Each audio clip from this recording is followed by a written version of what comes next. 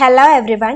ഇന്ന് ഞാൻ വന്നിട്ടുള്ളത് നമ്മളുടെ 10ാം ക്ലാസ്സിന്റെ ഫിസിക്സിന്റെ 3ാമത്തെ ചാപ്റ്റർ ആയിട്ടുള്ള കാഴ്ചയും വർണ്ണങ്ങളുടെ ലോകവും എന്ന ചാപ്റ്ററിന്റെ 3ാമത്തെ ഭാഗവുമായിട്ടാണ്. അപ്പൊ ഇതുവരെയുള്ള ഭാഗങ്ങൾ കാണാത്തതായിട്ട് ആരെങ്കിലും ഉണ്ടെങ്കിൽ ആ വീഡിയോസ് ഒക്കെ ഒന്ന് കണ്ടതിന് ശേഷം ഈ വീഡിയോ കാണാനായിട്ട് ശ്രമിക്കാം.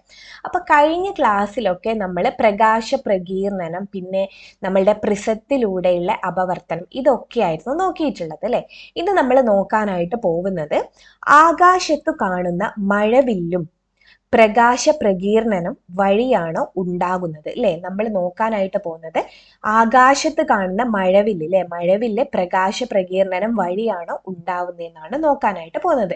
പ്രകാശ പ്രകീർണനം എന്തായിരുന്നു? നമ്മളുടെ സൂര്യനിൽ നിന്ന് വരുന്ന ലൈറ്റ് അല്ലെ, അതൊരു വൈറ്റ് ലൈറ്റ് ആയിരിക്കും അല്ലെ, വൈറ്റ് അല്ലെ, ധവള പ്രകാശമായിരിക്കും അല്ലെ. ആ ഒരു ധവള പ്രകാശം എന്ത് സംഭവിക്കുന്നു? ഒരു പ്രിസത്തിലൂടെ ഒക്കെ കടന്നു വന്നതിന് ശേഷം അപവർത്തനം ഒക്കെ സംഭവിച്ചിട്ട് 7 കളറായിട്ട് എന്ത് ചെയ്യുന്നുണ്ട്? ഇങ്ങനെ വരുന്നുണ്ട് അല്ലെ, 7 കളറായിട്ട് സ്പ്ലിറ്റ് ചെയ്യുന്നുണ്ട് അല്ലെ. അതിനെയാണ് നമ്മൾ എന്ത് പേര് വിളിച്ചിട്ടുള്ളത്? പ്രകാശ പ്രകീർണനം എന്ന് പറഞ്ഞിട്ടുള്ളത്. അങ്ങനെയാണെങ്കിൽ ഈ റെയിൻബോ അല്ലെ, മഴവില്ല് അല്ലെ, മഴവില്ല് എങ്ങനെയാണ് ഉണ്ടാവുന്നത്? അതൊക്കെയാണ് നമ്മൾ ഇന്ന് ഈ വീഡിയോയിൽ നോക്കാനായിട്ട് പോകുന്നത്. ഓക്കെ, മഴവില്ല് നിരീക്ഷിച്ചിട്ടുണ്ടല്ലോ. കൃത്രിമമായി മഴവില്ല് ഉണ്ടാക്കാൻ കഴിയുമോ? നിങ്ങളൊക്കെ മഴവില്ല് കണ്ടിട്ടുണ്ടാവും അല്ലെ. നമ്മൾ ആകാശത്തിൽ നോക്കിക്കഴിഞ്ഞാൽ നമുക്ക് മഴവില്ല് കാണാനായിട്ട് പറ്റും അല്ലെ. നമ്മൾ ചെറിയ ഒരു മഴയും അതിൻ്റെ ഒപ്പം തന്നെ ഒരു വെയിലും, നമ്മൾ കുറുക്കൻ്റെ കല്യാണം എന്നൊക്കെ പറയും അല്ലെ, ആ ഒരു സമയത്ത് നമുക്ക് എന്താണ്? ഒരു മഴവില്ല് ആകാശത്ത് കാണാനായിട്ട് പറ്റും അല്ലെ. അതുപോലെ അത് നമ്മളുടെ സൂര്യനും മഴയും കൊണ്ട് ഉണ്ടാകുന്നത്. അങ്ങനെ അല്ലാണ്ട് നിങ്ങൾ കൃത്രിമമായിട്ട് എപ്പോഴെങ്കിലും മഴവില്ല് ഉണ്ടാക്കിയിട്ടുണ്ടോ, അല്ലെങ്കിൽ നിങ്ങൾക്ക് ഉണ്ടാക്കാൻ കഴിയുമോ? അതാണ് നോക്കുന്നത്. നല്ല സൂര്യപ്രകാശം ഉള്ളപ്പോൾ സൂര്യന്റെ എതിർദിശയിൽ അന്തരീക്ഷത്തിലേക്ക് വെള്ളം സ്പ്രേ ചെയ്ത് നോക്കും. അതായത് ഇവിടെ ഇപ്പോൾ ഒരു സൂര്യൻ ഉണ്ട് എന്ന് വിചാരിക്കും. ഇവിടെ ഇപ്പോൾ ഒരു സൂര്യനുണ്ട്. അപ്പൊ ഈ സൂര്യന് ഇങ്ങനെ അല്ലാണ്ട് എതിർദിശയിൽ അല്ലെ, എതിർദിശയിൽ ഇവിടെ ഇപ്പൊ ഒരു കുട്ടി എന്തുണ്ട്? ഇവിടെ ഒരു സൂര്യൻ ഉണ്ട് എന്ന് വിചാരിക്കാം. ഇവിടെ എന്താണ്? ഇവിടെ ഒരു സൂര്യനുണ്ട്. അപ്പൊ ഈ സൂര്യന്റെ എതിർദിശയിൽ അല്ലെ, സൂര്യന്റെ എതിർദിശയിൽ ആ കുട്ടി എന്ത് ചെയ്യുന്നുണ്ട്? ഒരു വെള്ളം സ്പ്രേ ചെയ്യുന്നുണ്ട് അല്ലെ, വെള്ളം സ്പ്രേ ചെയ്യുന്നുണ്ട്. എന്ത് നിരീക്ഷിക്കുന്നു? ഇങ്ങനെ വെള്ളം സ്പ്രേ ചെയ്തപ്പോൾ നിങ്ങൾക്ക് എന്താണ് നിരീക്ഷിക്കാൻ കഴിഞ്ഞിട്ടുള്ളത്? യെസ്, ഇങ്ങനെ സ്പ്രേ ചെയ്തപ്പോൾ നമുക്ക് എന്ത് കാണാനായിട്ട് പറ്റി? മഴവില്ല് കാണാനായിട്ട് പറ്റി അല്ലെ. വയലറ്റും നീലയും മഞ്ഞയും ഒരു ഓറഞ്ചും റെഡും ഒക്കെ നമുക്ക് എന്ത് കാണാനായിട്ട് പറ്റും? ഈ ഒരു വെള്ളം സ്പ്രേ ചെയ്യുന്നതിലൂടെ കാണാനായിട്ട് പറ്റും അല്ലെ. ലഭിച്ച വർണ്ണരാജിയെ മഴവില്ലിലെ വർണ്ണങ്ങളുമായി താരതമ്യം ചെയ്യൂ അല്ലെ. മഴവില്ലിലെ വർണ്ണങ്ങളായിട്ടാണ് നമുക്കിവിടെ കിട്ടിയിട്ടുള്ളത്. ഏതൊക്കെ വർണ്ണങ്ങളെയാണ് നിങ്ങൾക്ക് തിരിച്ചറിയാൻ കഴിയുന്നത്? നിങ്ങൾ ഇങ്ങനെ ഒന്ന് ചെയ്തു നോക്കാട്ടോ. നല്ലൊരു വെയിലുള്ള സമയത്ത് നമ്മൾ പൈപ്പിൽ നിന്ന് വെള്ളം എടുത്തിട്ട് സ്പ്രേ ചെയ്ത് നോക്കാട്ടോ. സൂര്യന്റെ എതിർ ദിശയിൽ നിന്നിട്ട് വേണം നമ്മൾ സ്പ്രേ ചെയ്യാൻ. എന്നിട്ട് ഏതൊക്കെ കളറാണ് നിങ്ങൾ കണ്ടിട്ടുള്ളതെന്ന് അതൊന്ന് കുറിച്ച് വെക്കുക. ഓക്കെ, ഇനി സൂര്യന്റെ അതേ ദിശയിൽ വെള്ളം സ്പ്രേ ചെയ്ത് നോക്കും. ഇവിടെയാണ് സൂര്യൻ ഉള്ളത് അല്ലെ, ഇവിടെയാണ് സൂര്യൻ ഉള്ളത്. ആദ്യം നമ്മൾ എങ്ങനെയാണ്? എതിർ ദിശയിലാണ് വെള്ളം സ്പ്രേ ചെയ്തത്. എതിർ ദിശയിൽ സ്പ്രേ ചെയ്തപ്പോൾ നമുക്കിവിടെ എന്ത് കാണാനായിട്ട് പറ്റി? നമുക്ക് മഴവില്ല് കാണാനായിട്ട് പറ്റി. ഇനി സൂര്യന് നേരെ നോക്കിയിട്ട് അല്ലെ, സൂര്യന്റെ അതേ ദിശയിൽ ഇനി ഈ കുട്ടി ഇങ്ങോട്ടേക്ക് തിരിഞ്ഞു നിന്നിട്ട് എന്താണ്? വെള്ളം ഇങ്ങനെ സ്പ്രേ ചെയ്യിപ്പിക്കുന്നത്, വെള്ളം ഇങ്ങോട്ടേക്ക് സ്പ്രേ ചെയ്യിപ്പിക്കുന്നത്. അതായത് സൂര്യന്റെ അതേ ദിശയിൽ നമ്മൾ എന്ത് ചെയ്തു? വെള്ളം സ്പ്രേ ചെയ്യാണ് ചെയ്തത്. മഴവില്ല് ഉണ്ടാകുന്നില്ലല്ലോ. ഇങ്ങനെ ചെയ്ത് നോക്ക് നിങ്ങൾ. ഇങ്ങനെ ചെയ്ത് നോക്കിക്കഴിഞ്ഞാൽ നിങ്ങൾക്ക് കാണാനായിട്ട് പറ്റും മഴവില്ല് ഉണ്ടാവില്ല, മഴവില്ല് ഉണ്ടാവില്ല. ഓക്കെ, സൂര്യന്റെ എതിർ ദിശയിലാണ് എപ്പോഴും മഴവില്ല് ഉണ്ടാകുന്നത്. എന്താണ്? സൂര്യന്റെ എതിർ ദിശയിലാണ് എപ്പോഴും മഴവില്ല് ഉണ്ടാകുന്നത്. നിങ്ങൾ പഠിച്ചിട്ടുണ്ടാവും അല്ലെ, വടക്ക് തെക്ക് പടിഞ്ഞാറ്, അതൊക്കെ നിങ്ങൾ പഠിച്ചിട്ടുണ്ടാവും അല്ലെ. ഇതെന്താണ്? ഇത് കിഴക്കാണ് അല്ലെ, ഇത് കിഴക്കാണ്. ഇതെന്താണ്? ഇത് പടിഞ്ഞാറാണ്. ഇത് പടിഞ്ഞാറാണ്, ഇത് നോർത്താണ്, ഇത് സൗത്ത് ആണ് അല്ലെ. അപ്പോ ഇവിടെ ചോദിച്ചുള്ള ഒരു ക്വസ്റ്റ്യൻ ആണ്, മഴവില്ല് ഉണ്ടാകുന്നില്ലല്ലോ. ഓക്കെ, നമ്മൾ സൂര്യന്റെ അതേ ദിശയിൽ അടിച്ചപ്പോൾ മഴവില്ല് ഉണ്ടാവുന്നില്ല. സൂര്യന്റെ എതിർ ദിശയിലാണ് എപ്പോഴും മഴവില്ല് ഉണ്ടാകുന്നത്. അത് നോട്ട് ചെയ്ത് വെക്കണം കേട്ടോ. സൂര്യന്റെ എന്താണ്? എതിർ ദിശയിലാണ് ആരുണ്ടാവുന്നത്? മഴവില്ല് ഉണ്ടാവുന്നത്. മഴവില്ല് കാണണമെങ്കിൽ സൂര്യന്റെ ഏത് ദിശയിലാണ് നമ്മൾ വെള്ളം അടിക്കേണ്ടത്? വെള്ളത്തുള്ളികൾ വരേണ്ടത്, വെള്ളം സ്പ്രേ ചെയ്യേണ്ടത് ഏത് ദിശയിലാണ്? എതിർ ദിശയിൽ അല്ലെ. സൂര്യന്റെ എതിർ ദിശയിൽ നമ്മൾ വെള്ളം സ്പ്രേ ചെയ്ത് കഴിഞ്ഞാൽ മാത്രമേ നമുക്ക് മഴവില്ല് കാണാനായിട്ട് പറ്റുള്ളൂ. മഴവില്ല് കിഴക്ക് ഭാഗത്ത് കാണുമ്പോൾ സൂര്യൻ ഏത് ഭാഗത്തായിരിക്കും? ഇവിടെയാണ് ഇപ്പൊ മഴവില്ല് കാണുന്നതെന്ന് വിചാരിക്കും. ഈ ഒരു കിഴക്ക് ഭാഗത്താണ് ഞാനിപ്പോ മഴവില്ല് കാണുന്നതെന്ന് വിചാരിക്കും. അങ്ങനെയാണെങ്കിൽ സൂര്യൻ ഏത് ഭാഗത്തായിരിക്കും ഉണ്ടാവേണ്ടത്? കിഴക്കിന്റെ ഓപ്പോസിറ്റ് അല്ലെ, കിഴക്കിന്റെ നേരെ വിപരീതം എവിടെയാണുള്ളത്? നമ്മളുടെ എതിർദിശ ഏതാണ്? പടിഞ്ഞാറ് അല്ലെ. അപ്പൊ സൂര്യൻ എവിടെയായിരിക്കണം ഉണ്ടാവേണ്ടത്? പടിഞ്ഞാറായിരിക്കണം അല്ലെ. കിഴക്ക് നമുക്ക് മഴവില്ല് കാണണമെങ്കിൽ സൂര്യൻ ഏത് ദിശയിലായിരിക്കണം ഉണ്ടാവേണ്ടത്? പടിഞ്ഞാറ് ദിശയിൽ ആയിരിക്കണം. ഓക്കെ അല്ലേ? പടിഞ്ഞാറ് ഭാഗത്ത് മഴവില്ല് കാണുമ്പോൾ ഇനിയിപ്പോ ഈ ഒരു ഭാഗത്താണ് മഴവില്ല് കണ്ടതെന്ന് വിചാരിക്കുക. പടിഞ്ഞാറ് അല്ലെ. പടിഞ്ഞാറിന്റെ നേരെ എതിർദിശ ഏതാ? കിഴക്ക് അല്ലെ. അപ്പൊ എവിടെയാണ് നമ്മളുടെ സൂര്യൻ ഉണ്ടാവേണ്ടത്? കിഴക്ക് ആണ് ഉണ്ടാവേണ്ടത് അല്ലെ. കിഴക്കാണ് ഉണ്ടാവേണ്ടത്. അപ്പൊ ഇതിൽ നിന്ന് നമ്മൾ പഠിച്ച കാര്യം എന്താ? റെയിൻബോ, മഴവില്ല് അല്ലെ. മഴവില്ല് ഉണ്ടാകാൻ ഏത് ദിശയിലായിരിക്കണം നമ്മൾ വാട്ടർ സ്പ്രേ ചെയ്യേണ്ടത്?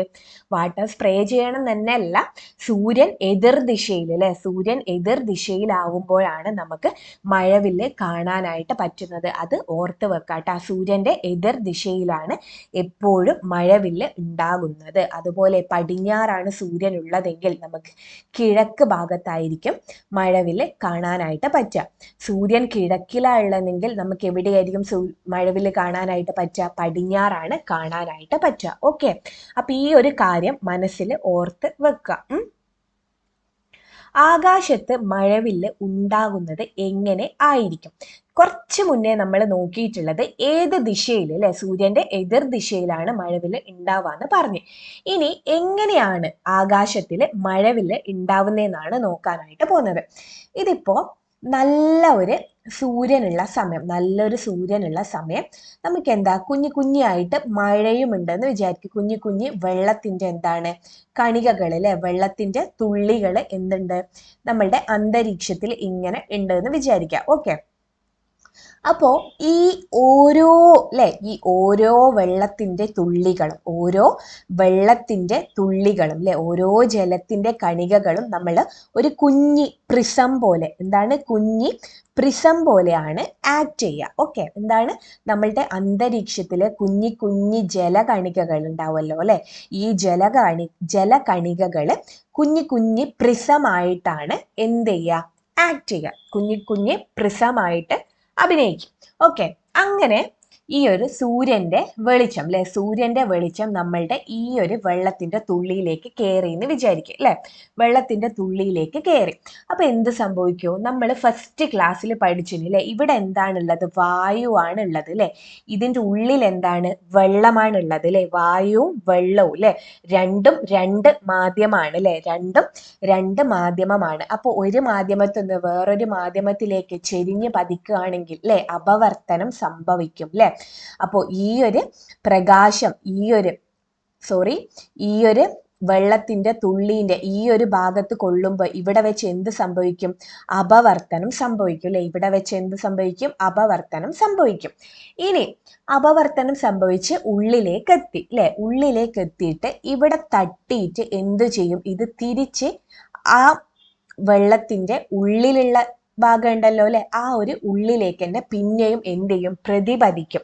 നമ്മൾ ക്രിട്ടിക്കൽ കോണിനെ കുറിച്ചൊക്കെ പഠിച്ചിട്ടുണ്ടായിരുന്നു അല്ലെ. ക്രിട്ടിക്കൽ കോൺ അതായത് പ്രകാശിക സാന്ദ്രത കൂടിയ, ഫോർ എക്സാമ്പിൾ ജലം പ്രകാശിക സാന്ദ്രത കൂടിയതിൽ നിന്നും കുറഞ്ഞതിലേക്ക് പോകുമ്പോൾ അല്ലെ, പ്രകാശിക സാന്ദ്രത കൂടിയതിൽ നിന്നും കുറഞ്ഞതിലേക്ക് പോകുമ്പോൾ അല്ലെ, നമ്മളുടെ അപവർത്തന കോൺ 90 ഡിഗ്രി ആവുമ്പോൾ എത്രയാണോ പതന കോണ്, അതിനെയായിരുന്നു നമ്മൾ ക്രിട്ടിക്കൽ കോൺ എന്ന് പറഞ്ഞിട്ടുള്ളത് അല്ലെ.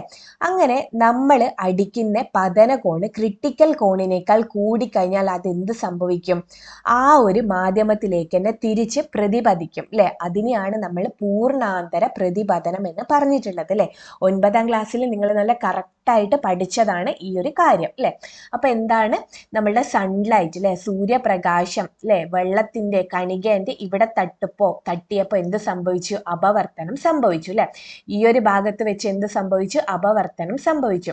എന്നിട്ട് എന്ത് ചെയ്തു? അപവർത്തനം സംഭവിച്ച് ഇതിന്റെ ഉള്ളിൽ വെച്ച് ക്രിട്ടിക്കൽ കോണിനേക്കാൾ കൂടിയപ്പോൾ ഇത് ഇതിന്റെ ഉള്ളിലേക്ക് തന്നെ എന്ത് ചെയ്ത് തിരിച്ച് പ്രതിപതിപ്പിച്ചു അല്ലെ, തിരിച്ച് പ്രതിപതിച്ചു. ഇനിയോ, ഇനി ഇത് എവിടെ നിന്ന് എവിടത്തേക്കാ പോന്നെ, ഇതിന്റെ ഉള്ളിൽ നിന്നും പുറത്തേക്ക് അല്ലെ. അപ്പം മാധ്യമം മാറി എന്ന് വെച്ച് കഴിഞ്ഞാൽ എന്താ, ഇവിടെ എന്ത് സംഭവിക്കും, അപവർത്തനം സംഭവിക്കും അല്ലെ. ഇവിടെ വെച്ചും അപവർത്തനം സംഭവിക്കും. അങ്ങനെ ഇതിന്റെ ഉള്ളിൽ വെച്ച് ഓരോരു കളറും എന്ത് സംഭവിക്കുന്നുണ്ടാവും, അപവർത്തനം സംഭവിക്കുന്നുണ്ടാവും അല്ലെ. അപവർത്തനം ഓരോരു കളറും അല്ലെ, ഓരോരു കളറും ഇങ്ങനെ അപവർത്തനം സംഭവിച്ച് നമുക്ക് എന്ത് കിട്ടും, വയലറ്റ്, ഇൻഡിഗോ, ബ്ലൂ, ഗ്രീൻ അങ്ങനെ പറഞ്ഞിട്ടുള്ള 7 കളർ കാണാനായിട്ട് പറ്റും അല്ലെ. അപ്പൊ നോക്ക്, ഇവിടെ വെച്ചില്ലേ ഇതൊരു വെള്ളത്തുള്ളി ആണെങ്കിൽ ലൈറ്റ് ഇങ്ങനെ വന്ന് ഇടിച്ചില്ലേ, ലൈറ്റ് ഇങ്ങനെ വന്നിടിച്ച് ഈ ഒരു ഭാഗത്ത് വെച്ചില്ലേ, ഈ ഒരു ഭാഗത്ത് വെച്ച് എന്ത് സംഭവിച്ചു, അപവർത്തനം സംഭവിച്ചു അല്ലെ. അപവർത്തനം സംഭവിച്ചതിന് ശേഷം ഇതിങ്ങനെ ഇങ്ങോട്ടേക്ക് പോയില്ലേ, ഇങ്ങോട്ടേക്ക് പോയി. അപ്പൊ ഏതോ ഒരു കോണ് അല്ലെ, പതന കോണ് ക്രിട്ടിക്കൽ കോണിനേക്കാൾ കൂടിയപ്പോൾ തിരിച്ച് ഈ ഒരു മാധ്യമത്തിലേക്ക് തന്നെ തിരിച്ചു വന്നു അല്ലെ. ഇനി എന്താണ്, ഇവിടെ വെച്ച് പിന്നെയും എന്ത് സംഭവിക്കും, ഈ ഒരു ഭാഗത്ത് വെച്ച് പിന്നെയും അപവർത്തനം സംഭവിക്കും അല്ലെ, പിന്നെയും അപവർത്തനം സംഭവിക്കും. അങ്ങനെ ഓരോ ലൈറ്റും എന്ത് സംഭവിക്കും, ഇതിൻ്റെ ഉള്ളിൽ വെച്ച് ഇങ്ങനെ അപവർത്തനം സംഭവിച്ച് നമുക്ക് 7 കളറായിട്ട് അല്ലെ, 7 കളറായിട്ട് കാണാനായിട്ട് പറ്റും. അപ്പോൾ ഇവിടെ വെച്ച് ഒരു അപവർത്തനം നടക്കുന്നുണ്ട്, ഇവിടെ വെച്ചും ഒരു അപവർത്തനം നടക്കുന്നുണ്ട്. അതായത് 2 അപവർത്തനം അല്ലെ, 1 2 അല്ലെ, 2 അപവർത്തനം നടക്കുന്നുണ്ട്. ഉള്ളിൽ വെച്ചൊരു ആന്തര പ്രതിപതനവും നടക്കുന്നുണ്ട് അല്ലെ. ഉള്ളിൽ വെച്ച് എന്താ, ആന്തര പ്രതിപതനവും നടക്കുന്നുണ്ട് അല്ലെ. ഇവിടുന്ന് എന്താ, നമ്മളുടെ ലൈറ്റിലെ ഒരു കളറിലുള്ള അല്ലെ, സൺലൈറ്റ് അല്ലെ, സൂര്യന്റെ പ്രകാശം, ധവള പ്രകാശം എന്തായി മാറിയിട്ടുണ്ട്, സ്പ്ലിറ്റ് ചെയ്തിട്ട് 7 കളറായി മാറിയിട്ടുണ്ട് അല്ലെ. അതിനെ വിളിക്കുന്ന പേരാണ് പ്രകാശ പ്രകീർണനം അല്ലെ. പ്രകാശ പ്രകീർണനവും നടക്കുന്നുണ്ട് അല്ലെ. പ്രകാശ പ്രകീർണനം നടന്നതിന് ശേഷമാണ് നമുക്ക് 7 കളറ് കാണാനായിട്ട് പറ്റുന്നത്. ഓക്കെ, അപ്പൊ ഇങ്ങനെയാണ് നമ്മൾ ആകാശത്തിൽ എന്ത് കാണുന്നത്, മഴവില്ല് കാണുന്നത്. അപ്പൊ ഇങ്ങനെ വെള്ളത്തുള്ളികളുടെ ഇടയിലൂടെ സൂര്യപ്രകാശം കടന്ന് 2 അപവർത്തനവും ഉള്ളിൽ വെച്ച് ആന്തര പ്രതിപതനവും നടന്ന് പുറത്തേക്ക് ഡിസ്പേർഷൻ അല്ലെ, 7 കളറായിട്ട് സ്പ്ലിറ്റ് ചെയ്ത് വരുന്നേ അല്ലെ. അങ്ങനെയാണ് നമുക്ക് മഴവില്ല് കാണാനായിട്ട് പറ്റുന്നത്. ജലകണികകളിലൂടെ കടന്നു പോകുന്ന പ്രകാശരശ്മിക്ക് എവിടെയൊക്കെ വെച്ചാണ് അപവർത്തനം സംഭവിക്കുന്നത്, എവിടെയൊക്കെ വെച്ച് അപവർത്തനം സംഭവിക്കുന്നത്, ഒന്ന് ഇവിടെ അല്ലെ, ഈ ഒരു ഭാഗത്ത് വെച്ച് അപവർത്തനം സംഭവിക്കുന്നുണ്ട്. അടുത്തത് ഈ ഒരു ഭാഗത്ത് വെച്ചാണ് അപവർത്തനം സംഭവിക്കുന്നത്. അപവർത്തനം സംഭവിക്കുന്ന പ്രകാശരശ്മിക്ക് ജലകണികയ്ക്കുള്ളിൽ എന്താണ് സംഭവിക്കുന്നത് അല്ലെ. ഇവിടുന്ന് പ്രകാശം വന്ന് തട്ടി ഇവിടെ അപവർത്തനം നടന്നതിന് ശേഷം ഇതിൻ്റെ ഉള്ളിൽ വെച്ച് അല്ലെ, ഇതിൻ്റെ ഉള്ളിൽ വെച്ച് പ്രകാശരശ്മിക്ക് എന്താ സംഭവിക്കുന്നത്, ആന്തര പ്രതിപതനം അല്ലെ, ആന്തര പ്രതിപതനാണ് ഇതിൻ്റെ ഉള്ളിൽ വെച്ച് നടക്കുന്നത്. ജലകണികകളിലേക്ക് കടന്നുപോയി പുറത്തേക്ക് വരുന്ന സൂര്യപ്രകാശരശ്മി 2 പ്രാവശ്യം അപവർത്തനത്തിനും അല്ലെ, 2 പ്രാവശ്യമാണ് എന്ത് നടന്നിട്ടുള്ളത്, അപവർത്തനം. ഒരു പ്രാവശ്യം ആന്തര പ്രതിപതനത്തിനും അല്ലെ, ഒറ്റൊരു പ്രാവശ്യം ഇതിൻ്റെ ഉള്ളിൽ വെച്ച് ആന്തര പ്രതിപതനത്തിനും വിധേയമാവുന്നുണ്ട്. പ്രകൃതിയിൽ സ്വാഭാവികമായി ഉണ്ടാകുന്ന ഇത്തരം അപവർത്തനത്തിൻ്റെയും പ്രകീർണനത്തിൻ്റെയും ആന്തര പ്രതിപതനത്തിൻ്റെയും സമന്വിത ഫലമായാണ് മഴവില്ല് ഉണ്ടാകുന്നത് അല്ലെ.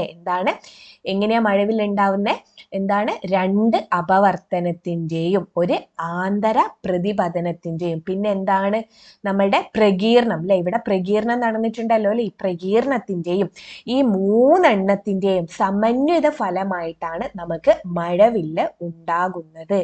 ക്ലിയർ അല്ലേ മഴവില്ല് എങ്ങനെയാണ് ഉണ്ടാവുന്നത് എന്നുള്ളത്? നമുക്ക് നെക്സ്റ്റ് ടോപ്പിക്ക് നോക്കാം. വർണ്ണങ്ങളുടെ പുനർസംയോജനം. അത് നോക്കുന്നതിനേക്കാൾ മുന്നേ വേറൊരു കാര്യം പറയാനായിട്ടുണ്ട്. ഇതിൽ തന്നെ പറയാനില്ലാണ്, ഇത് ഒരു പ്രിസമാണ് കേട്ടോ, ഇതൊരു പ്രിസമാണ്. നമ്മൾ മുന്നേ ചെയ്ത കാര്യമാണ് ഇതിലെ ഒരു കുഞ്ഞൊരു ഹോൾ ഇട്ടതിന് ശേഷം സൂര്യപ്രകാശം കടത്തിവിട്ട് അല്ലെ.